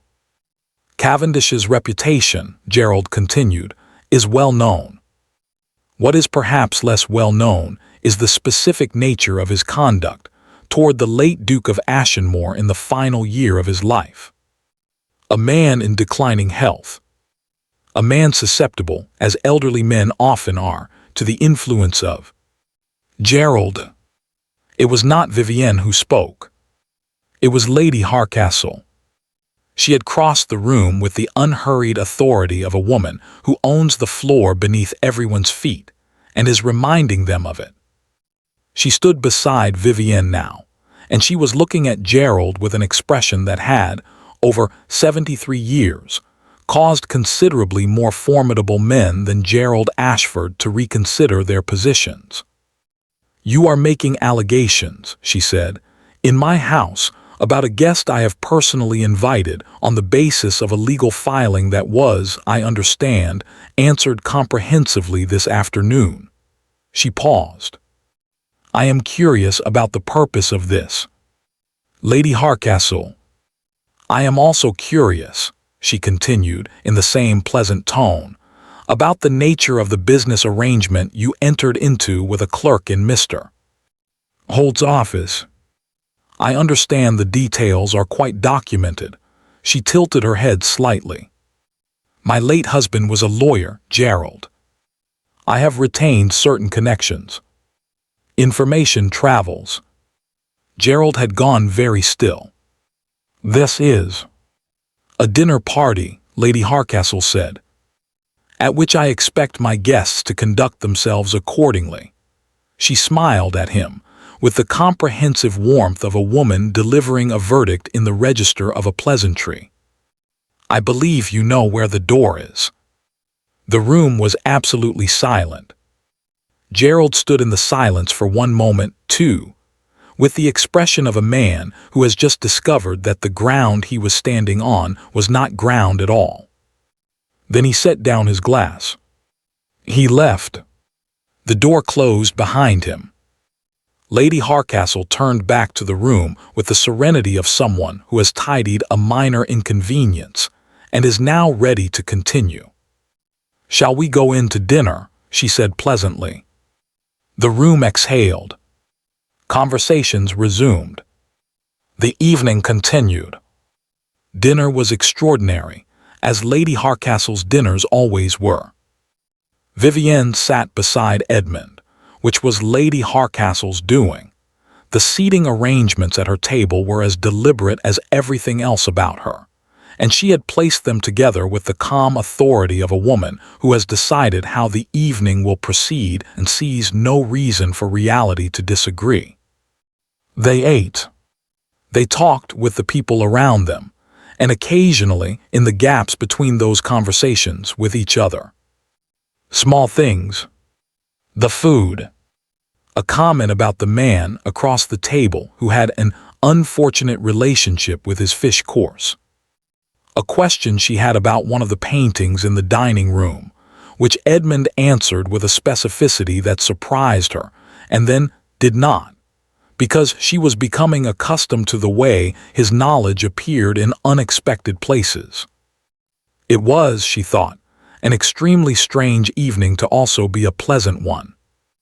After dinner in the drawing room, Lady Hardcastle found her. "Come," she said simply, and led Vivienne to a small window alcove that offered privacy without absence. "He won't try again tonight," Lady Hardcastle said without preamble. Gerald. He knows the room has turned. I know, Vivienne said. Thank you. For what you did. I did nothing that wasn't warranted, Lady Hardcastle said. Your uncle was my oldest friend. I have been watching Gerald Ashford for 20 years. She paused. I have also been watching you, which you know. I know, Vivienne said. You have spent 10 years, Lady Hardcastle said, being extremely capable and extremely alone, on the grounds that independence was preferable to the alternative. I have respected that. I continue to respect it. She glanced across the room, to where Edmund was talking to an elderly general with the patient attention of a man who is genuinely interested in what he is hearing. I am simply observing that the alternative in this case may not be what you have been refusing. Vivienne followed her godmother's gaze. It is a practical arrangement, she said. We have been honest about that. Yes, Lady Hardcastle said. You have been very honest. Admirably so. A pause. I wonder if you have been equally honest about the parts that are not practical. Vivienne said nothing. He looks at you, Lady Hardcastle said simply, the way your uncle looked at your aunt. Which is to say, when he thinks you aren't watching. She patted Vivienne's hand and returned to her guests. Vivienne stood in the alcove for a moment. Then she looked across the room. Edmund was not looking at her. He was listening to the general, with the focused attention she had come to recognize as genuine. He was not performing. He was simply there, steady, present, entirely himself. And then, as though he felt the quality of her attention change, he looked up. Across the room, through 30 people and 6 conversations, and all the ordinary noise of an evening. He looked at her. She looked at him. Neither of them looked away. The carriage home was quiet. Delia had come to collect her, Delia, who had not been at the dinner and had therefore spent the evening in a state of contained impatience that had expressed itself in 3 notes delivered to the house over the course of the meal. She took one look at Vivienne's face when she came out and said nothing at all, which was itself a form of communication. Edmund had handed her into the carriage at the door. He had held her hand a moment, not long, not dramatically. Just a moment. And he had said very quietly, 4 days. 4 days, she had said. She sat in the carriage now and looked out at the night streets and thought about Lady Hardcastle, and about the way Edmund had looked up across a room full of people, and about the difference between a practical arrangement and the thing that a practical arrangement was becoming, increment by careful increment, in the space between 2 people who had agreed to be honest. Well, Delia said. Gerald left, Vivienne said. Lady Hardcastle removed him. Good, Delia said. And the filing will be answered tomorrow. The documentation is comprehensive. His challenge will not survive it. Good, Delia said. And Vivienne looked at her. And, she said, I think my uncle was considerably cleverer than I gave him credit for. I meant, Delia said patiently, Cavendish. Vivienne was quiet for a moment. He is not what I expected, she said. No, Delia agreed. He isn't, is he? She looked at Vivienne with the expression of a woman who has known her for 20 years and is therefore not fooled by anything. You like him. I respect him, Vivienne said. You like him, Delia said again. Delia. You have been, Delia said, with affectionate precision, alone for 10 years on the grounds that no one was worth the adjustment. And you have known this man for 4 days, and you are sitting in this carriage looking like someone who has just discovered that they were wrong about something important. She tilted her head. Am I incorrect? Vivienne looked out the window. "No," she said after a moment. "You are not incorrect." Delia settled back in her seat with the expression of a woman who has waited a very long time for this particular sentence and is savoring it appropriately. 4 days, she said. 4 days, Vivienne confirmed. The legal response was filed the following morning. Holt delivered it personally, which was unusual. Solicitors generally trusted their clerks with such errands, but this was not, in Holt's assessment, a usual document. He filed it with the careful ceremony of a man, completing something he has been building toward for 14 months. Gerald's solicitors received it by noon. Gerald himself received a summary by 2 o'clock. By 3 o'clock, Edmund received a note, not from Gerald but from Gerald's solicitors, written in the careful language of a firm that has reviewed a situation and concluded that the situation has changed. The filing, it stated, was being withdrawn. The challenge would not be pursued. Edmund read it twice. Then he sat back in his chair and closed his eyes for a moment. When he opened them, he wrote 2 notes. One to Holt, one to Vivienne. Vivienne's note arrived at 4 o'clock. It was brief. Edmund was always brief, she had established, preferring precision to volume. It's over. The challenge is withdrawn. 3 days. And then, beneath the practical information, in the same measured handwriting, a single additional line that was not practical at all. I find that I am looking forward to them. She read it twice. She looked out the window of her uncle's study, her study, for 3 more days and then, in a different sense forever, at the October garden where the oaks were gold and the roses were persisting, and the afternoon light was doing the particular thing it did in autumn that made everything look like the last of something. She thought about 10 years of independence, carefully maintained. She thought about the architecture of a life built to require nothing from anyone.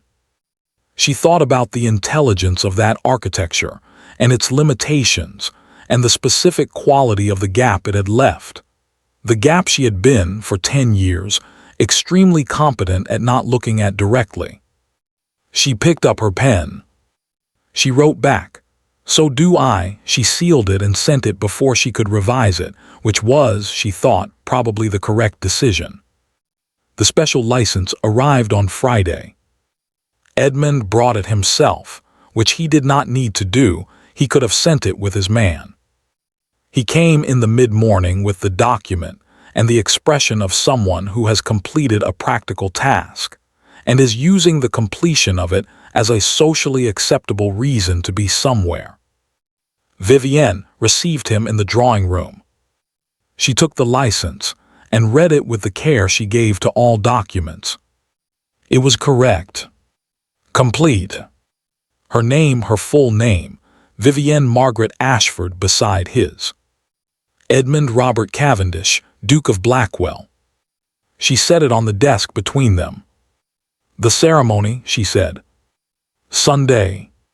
"Sunday," he agreed. "At 10 o'clock. The clergyman is confirmed. Delia and Thomas will witness." "Yes." "And afterward." "Afterward," he said, "the terms of the arrangement proceed as agreed." "Yes," she said. A pause. "Edmund," she said. "Yes." She looked at the license on the desk. At their names beside each other, in the legal formality of a document that did not know or care about the circumstances that had produced it, only that they were here and had agreed. "The terms," she said. "The ones we wrote down." "Yes." "I want to revisit one of them." He was very still. "Which one?" "The one about a year," she said. "And the separation." The silence was the most complete silence the room had yet produced. "What about it?" he said. His voice was level. She had learned to read the levelness now, what it was maintaining. "I think," she said carefully, "that it was written by two people who were being honest about their circumstances, but who did not yet have sufficient information to be honest about everything else." "And now," he said. She looked up at him. "Now I have more information," she said. He looked at her. The expression beneath the composure, fully visible now, not held back, not managed. The expression of a man who has been careful for a very long time and is considering, with some seriousness, the possibility of being less so. "What information?" he said quietly. "That you are honest," she said. "That you are patient. That you protected someone for 3 years at considerable cost because you could not think of a better thing to do, and then you sat in a house alone and waited, without complaint, for a situation to resolve itself that you had no power to resolve." She paused. "And that you look at me," she stopped. "How do I look at you?" he said. Very quietly. She held his gaze. "As though I am someone worth looking at," she said. "Not the inheritance. Not the arrangement. Me." The fire crackled. Outside, the garden waited with its patient, autumnal endurance. "You are," he said. "You are considerably more than worth looking at." He paused. "I have been, since the first morning you came to my house and asked me for honesty, I have been aware that the terms of the arrangement were going to become insufficient.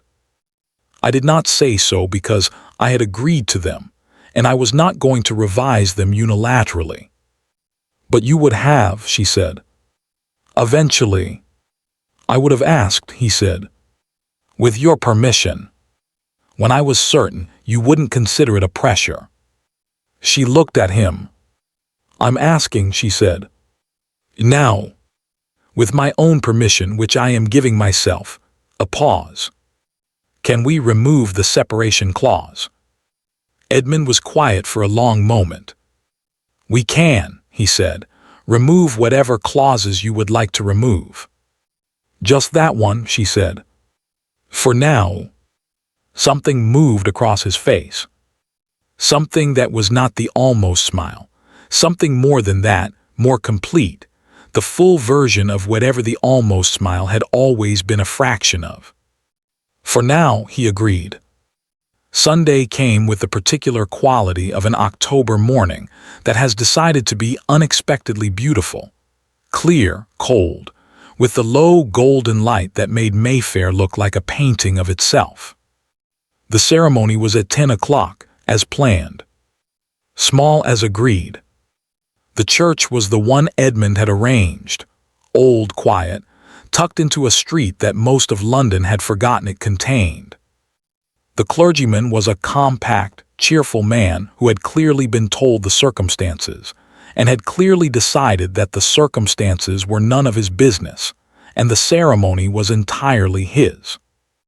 Delia arrived first and stood at Vivienne's side with the expression of a woman who has waited 20 years for something, and is managing her feelings about it with limited success. Thomas, Edmund's man, gray-haired and entirely reliable, stood beside Edmund with the equanimity of someone who has decided this was inevitable since approximately Tuesday. The clergyman began. Vivienne stood beside Edmund in the small, quiet church and listened to the words, the old words, the ones that have been said in English churches for centuries, and thought about all the ways this morning was not what she had planned her life to be, and about the specific way in which it was, somehow, more than she had planned for. She thought about her uncle, and the long game he had played, and the letter that had said, "I am sorry it took me this long to be brave enough." She thought about bravery, about how it generally looked, from the inside, less like courage and more like simply deciding that the thing on the other side of the fear was worth the fear. Edmund was looking at her. Not across a room this time. Beside her. Close enough that she could see, clearly and without ambiguity, the expression that Lady Harcastle had described, the one he had when he thought she wasn't watching. She was watching. He did not look away. The clergyman reached the relevant passage. Vivienne said what was required. Edmund said what was required. The clergyman, with the cheerful efficiency of a man who enjoys his work, pronounced them married. Delia made a sound that she subsequently described as entirely composed, and which was not. Thomas looked at the ceiling with the expression of a man consulting it on a point of personal satisfaction.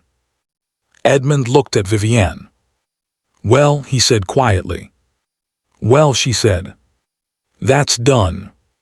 "That's done," she agreed. Outside the church, in the October morning, with Delia and Thomas a discreet distance behind them, and the city going about its ordinary Sunday business entirely indifferent to the extraordinary morning, they stood on the steps. Edmund offered her his arm. She took it. It was a small thing. Entirely ordinary.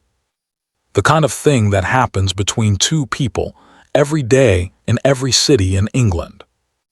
It felt to Vivienne like the first morning of a country she had not known existed until 4 days ago, and had already, with some surprise and considerable relief, decided she preferred to everything that came before. "What happens now?" she asked. "Now," Edmund said, "we have breakfast. And then we have whatever comes after breakfast. And after that." He looked at her. The full expression. Nothing held back. "After that," he said, "we find out." She looked at him. This man who had waited 3 years in a quiet house for something he could not name and had not expected, who had kept his word and someone else's secret and his own counsel through all of it, who looked at her like she was worth looking at. "Yes," she said. "We do." 2 days later, on a Tuesday morning in October, Vivienne Margaret Ashford, now Cavendish, Duchess of Blackwell, heir to the Ashenmore estate in her own right and entirely regardless of anyone's opinion on the matter, turned 30. She spent the morning with Edmund in the garden of the townhouse, because the October light was doing its golden thing again, and it seemed wasteful to be inside. She spent the afternoon with Delia, who brought a bottle of something excellent, and the comprehensive satisfaction of a woman who has been proven right about something she cared about. She spent the evening with Edmund again, in the study that was becoming, quietly, without announcement, theirs in the genuine sense rather than the functional one. There were books on both sides of the desk now. Her correspondence mingled with his. The fire burned with the ease of a fire in a room that is genuinely lived in. He had found, somewhere, a small bunch of late roses, the last of the season, the ones that persist against all reasonable expectation. He set them on the desk without comment. She looked at them. "You remembered," she said. "You mentioned them once," he said. "In passing." "I mentioned them once," she said, "in passing." "I was paying attention," he said simply. She looked at him. She looked at the roses.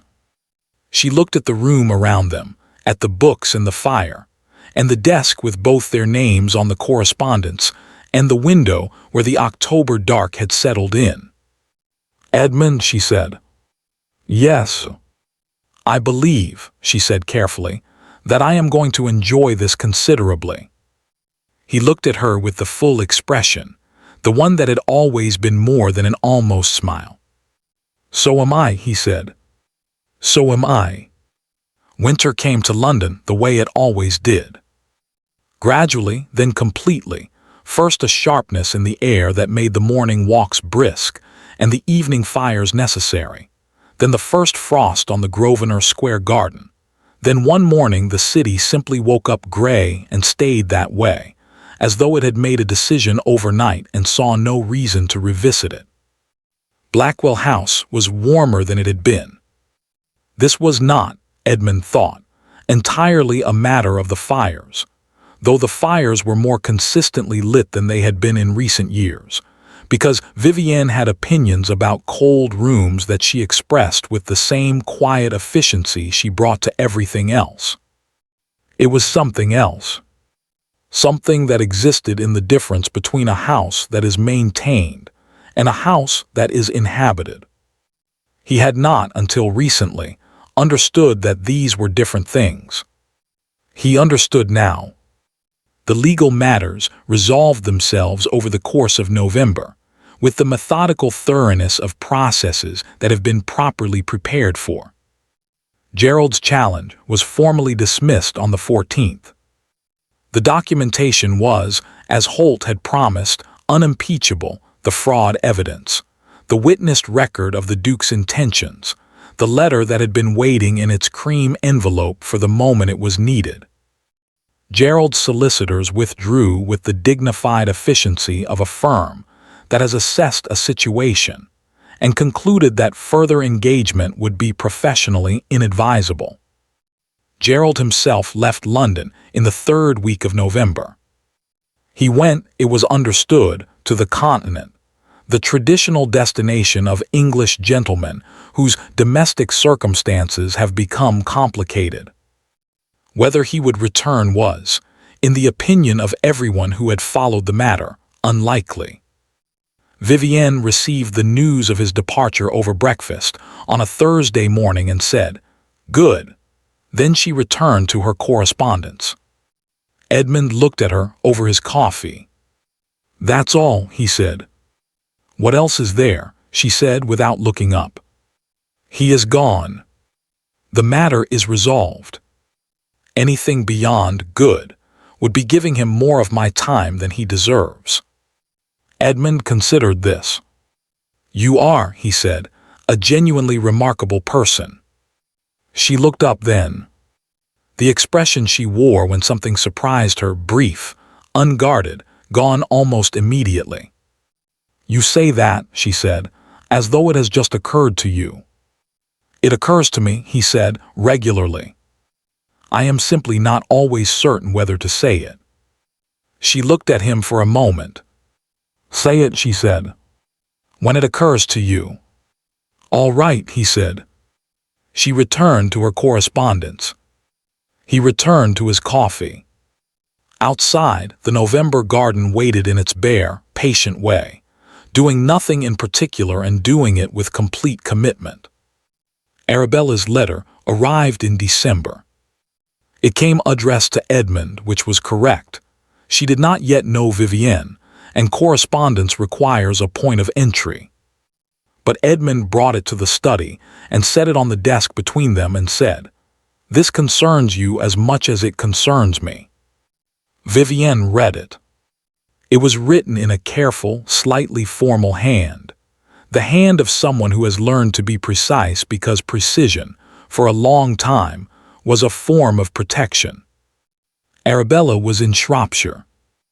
She had built over 3 years something that she described without drama and with evident satisfaction. A small household, a circle of friends, work that she found useful. She had read Edmund's letter, the one explaining what had happened, the challenge, the resolution. She had read it several times. She was glad, she wrote, that it was over. She was glad, she wrote, that Edmund had not been alone in it. And she wrote one more thing, at the end, in a slightly different register, more tentative, less formal, the voice of someone deciding to say something they are not certain they have the right to say. "I have spent 3 years feeling responsible for what happened to you. I know that is not rational. I know that what Gerald did was not my fault, and not yours, and that guilt which belongs to neither of us is simply guilt misdirected. But feelings are not always rational, and I wanted to say to someone that I am sorry. That it cost you what it did. That you bore it the way you did. I hope you are well. From what your letter suggests, I think perhaps you are." Vivienne set the letter down. She was quiet for a moment. "She is well," she said. Yes, Edmund said. She wants to know that you are. Yes, he said. Vivienne picked up her pen.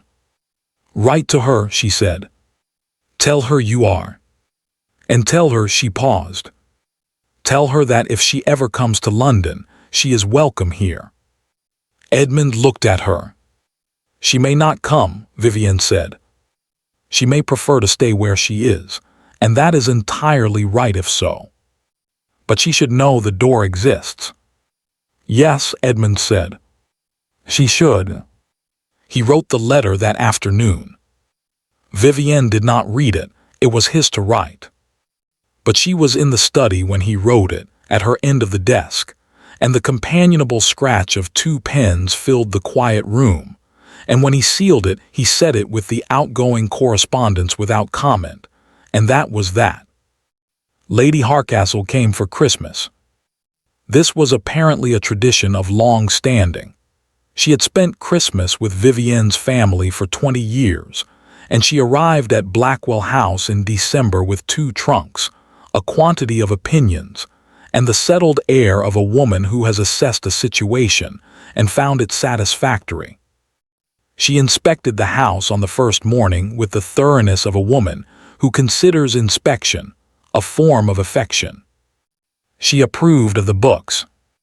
She approved of the fires. She approved of the way the desk in the study had been arranged, 2 clear territories, overlapping at the center, with an expression that suggested she found it both entirely sensible and quietly eloquent. She played chess with Edmund on the second evening, for 3 hours, with the focused mutual seriousness of 2 people who have each found a worthy opponent and intend to make the most of it. Vivienne watched from the sofa, with a book she was not entirely reading. You let her win the second game, she said, when Lady Hardcastle had gone to bed. I did not, Edmund said. You sacrificed your rook unnecessarily in the 14th move, Vivienne said. You never sacrifice your rook unnecessarily. He looked at her. You were watching. I was reading, she said. I can do both. He was quiet for a moment. She is 73, he said. And she removed Gerald from a dinner party on our behalf, with approximately 6 sentences. She deserves to win occasionally. Vivienne looked at him. At this man who had let a 73-year-old woman win a chess game and would not admit it, and had done it out of a form of respect that he would also not admit. Edmund, she said. Yes. I believe, she said, that you are a genuinely remarkable person. He looked at her. Something moved across his face, surprised, as she had been in November. And then slowly, not the almost smile but the full one, which she had been collecting over the past 2 months like evidence. You say that, he said, as though it has just occurred to you. It occurs to me, she said, regularly. He held her gaze. Then say it, he said quietly. When it occurs to you. I intend to, she said. January brought the formal publication. It was Holt's doing, proper, legal, comprehensive. The announcement that appeared in the relevant gazette and the relevant papers was dry and procedural in the way of official notices, which was appropriate.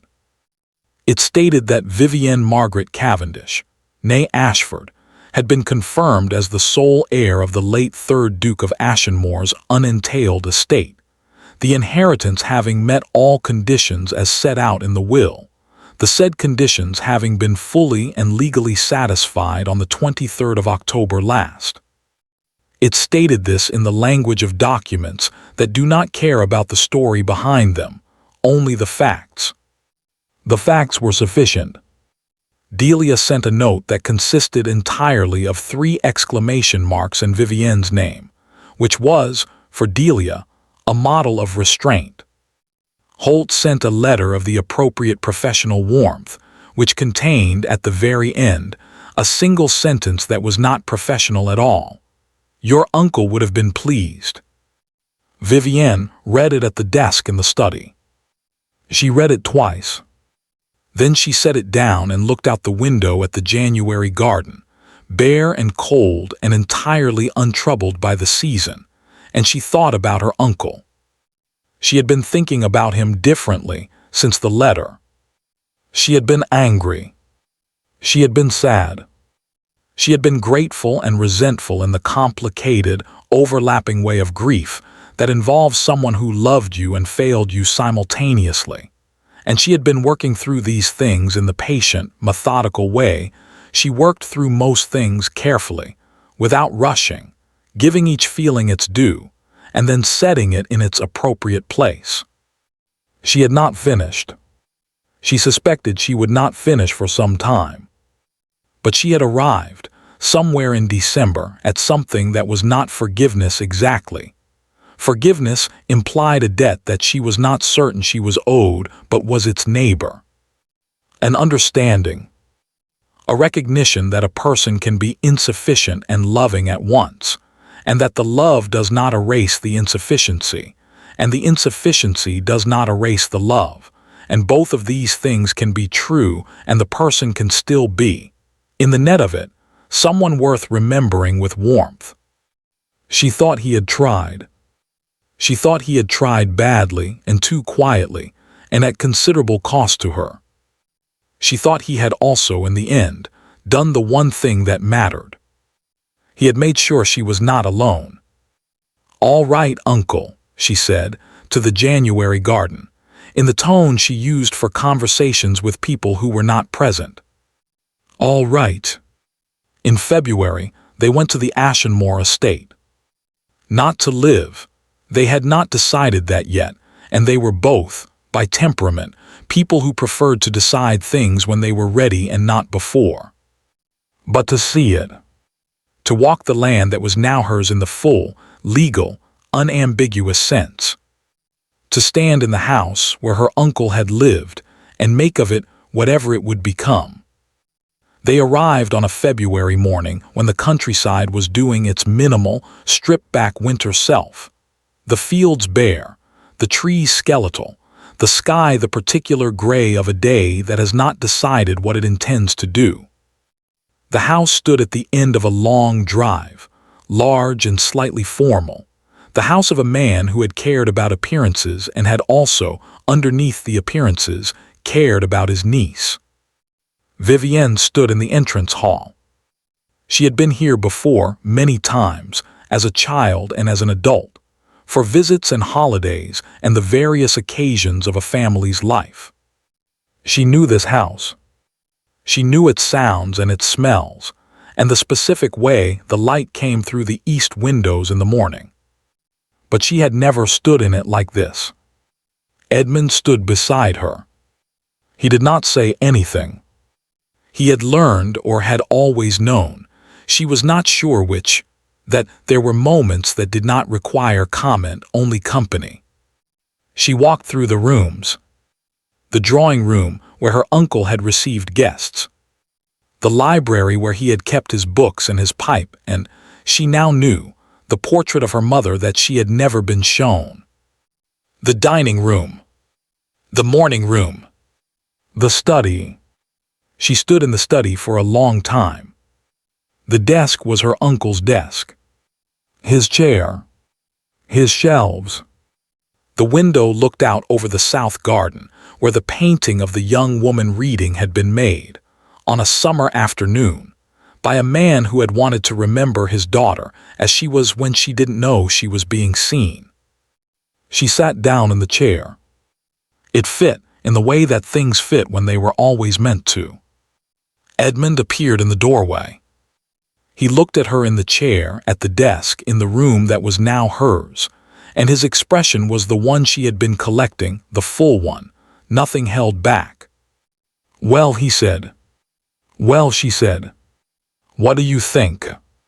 She looked around the room. At the shelves, the window, the winter garden beyond it. At the desk beneath her hands, worn smooth by decades of use. At the chair that had been her uncle's and was now hers and would, she supposed, eventually be something else entirely. I think, she said, that we should open the east wing. Edmund looked at her. It will need considerable work. Most things worth having do, she said. He was quiet for a moment. Then spring, perhaps. When the weather allows. Spring, she agreed. He crossed the room and sat in the chair across from her. The visitor's chair. The chair that had held her uncle's solicitors and tenants and guests. And 14 months ago, Edmund himself, in a conversation she had not known was happening and which had changed, in its quiet way, everything. They sat on opposite sides of the desk. We could divide our time, Edmund said. London and here. If you wished. We could, she said. The estate will need management. Yes, she said. It will, she looked at him. I'm quite good at management. I know, he said. I have been observing it for 4 months. And, he said, I would rather work beside you than beside anyone else I have ever met. She looked at him across the desk. At this man who had come into her life through the peculiar architecture of her uncle's long plan, and had turned out to be, against every reasonable expectation and all her careful prior conclusions about the matter, someone she wanted to keep. Edmund, she said. Yes. I want to tell you something. All right. She folded her hands on the desk. She looked at them for a moment. Then she looked at him, directly, clearly, in the manner of a woman who has decided that honesty, having served her this well so far, is worth continuing. I came to your house in October, she said, because I had 8 days and no options and an uncle who had arranged things in ways I did not yet understand. I agreed to our arrangement because it was practical and because you were honest and because I could not think of a better solution. I know, he said. I want you to know, she said, that if I came to your house today, not in October, not with 8 days, not with Gerald and the will and all of it, if I came today simply as myself, simply because I had the choice. She stopped. Yes, he said quietly. I would still come, she said. That is what I wanted to tell you. The study was very quiet. The winter garden waited outside the window. The house stood around them with the patience of old houses that have seen many things and are not easily surprised.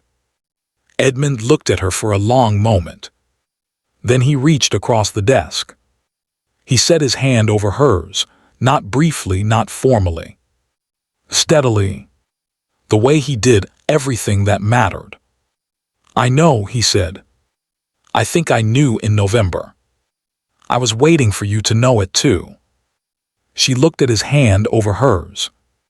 At the desk between them, worn smooth by decades of other people's lives. At the man across from her who had waited for 3 years, for 14 months, for 4 days, and then for 4 more months, with the patient, absolute certainty of someone who knows that the right things are worth waiting for. You might have said, she said. You needed to arrive at it yourself, he said. You wouldn't have trusted it otherwise. She considered this. You are, she said, occasionally extremely irritating. Yes, he agreed. I have been told. By whom? Myself mostly, he said. I have had considerable time alone to form opinions. She looked at him. The laugh arrived before she could manage it, real, unguarded, the laugh of a woman who has not laughed like this in a long time and had not, until this moment, noticed the absence. Edmund smiled. The full smile which she had been collecting, and which she now understood she would have the rest of her time to continue collecting, which was, she thought, an extremely satisfactory arrangement. They stayed at Ashenmore for a week. On the last morning, before the carriage came, Vivienne went to the south garden. It was February, and the garden was its bare winter self, but she could see, in the shape of the beds, in the structure of the old rose bushes waiting under their winter skeletons, what it would be in summer. What it had been, on the afternoon when a man had commissioned a painting of his daughter reading in a chair, because he wanted to remember her as she was when she didn't know she was being seen. She stood where the chair had been. Edmund came and stood beside her. "What are you thinking?" he said. "That I should like a portrait," she said. "Here, in summer, of you. Of both of us," she said. "If you don't object." He was quiet for a moment. "I don't object," he said. "Good," she said. "It should be informal. Not commissioned. Something a friend might do, if we had a friend who painted." "Delia's husband paints," Edmund said. "Landscapes mostly. But I understand he is competent." Vivienne turned to look at him. "How do you know that?" "Lady Harcastle told me," he said. "In December, while we were playing chess." She looked at him for a moment. "You were planning ahead," she said. "I was being," he said carefully, optimistic. She looked at the winter garden, at the bare rose bushes, at the space where, in summer, the chair would be, and the light would come through the trees the way light does in summer, generous and unhurried. "Edmund," she said. "Yes. I think we are going to be very happy here." He looked at the garden, at the house behind them, at the woman beside him who had come into his life through the peculiar, careful planning of a man who had loved her and known, better than she did, what she needed. "Yes," he said. "I think so too." The carriage came at 10. They went home. The following summer, on a warm afternoon in July, when the South Garden was everything it had promised to be in February, Vivienne Cavendish sat in a chair among the roses with a book she was not entirely reading. She was not entirely reading it because Edmund was at the desk inside. She could see him through the open window, working through the estate correspondence with the focused attention he brought to everything. And she was watching him in the way that she had learned over the past year that she liked to watch him. The way he reached for his pen. The way he pushed his hair back when he was concentrating. The way he sometimes looked up, for no apparent reason, and found her, wherever she was. He looked up. He found her. He said nothing. He simply looked at her, across the garden, through the summer air, in the way that Lady Harcastle had described, and that Vivienne now understood completely. She looked back. In the corner of the garden, half hidden behind a particularly enthusiastic rose bush, Delia's husband sketched in his notebook and said nothing at all, because he was a man who understood that the best portraits are made when the subjects have forgotten they are being seen. Vivienne had not forgotten. She simply no longer minded. She had spent 30 years learning to be seen on her own terms. She had finally, entirely, and without reservation succeeded. Thank you for staying with the story until the very end. Tell us which city you're watching from and how the story made you feel. If it stayed with you, leave a like, and don't forget to subscribe so you don't miss the next ones.